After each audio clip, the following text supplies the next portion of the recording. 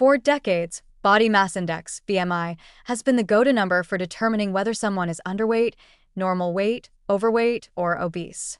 It shows up in medical records, insurance risk assessments, fitness apps, and government health guidelines. But despite its widespread use, BMI is a deeply flawed and often misleading tool that oversimplifies what it means to be healthy. At its core, BMI is just a mathematical formula, weight in kilograms divided by height in meters squared.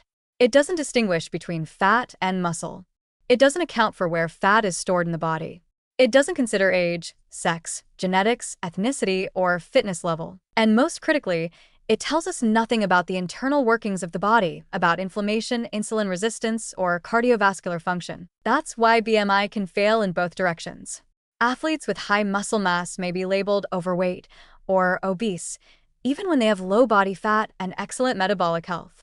On the flip side, someone with a normal BMI might have excessive visceral fat, high blood pressure, poor glucose control, or undiagnosed fatty liver disease. In these cases, the person looks healthy on paper, but the risk of serious illness is quietly building. This mismatch is not just academic, it has real-world consequences.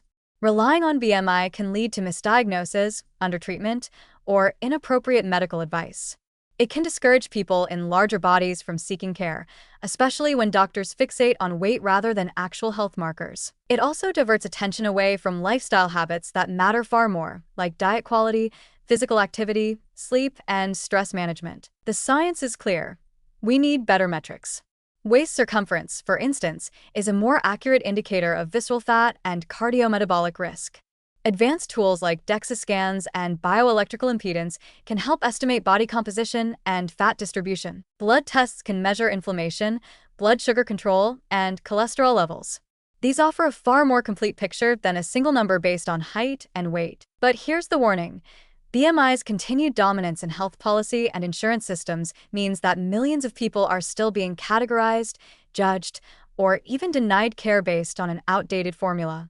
It's easy, it's cheap, and it works at scale, but that convenience comes at the cost of accuracy and fairness. This isn't to say that weight doesn't matter at all. In many cases, body fat is strongly linked to health outcomes. But how much, where it's stored, and how your body is functioning are all far more important than BMI alone can reveal. Health is not a one-size-fits-all equation, and reducing it to a number ignores the complexity of biology and the individuality of people's lives. So, the next time you're handed a BMI score, take it with a grain of salt. Ask deeper questions. Look beyond the chart. Because real health can't be measured by a simple formula, and it certainly can't be defined by a label.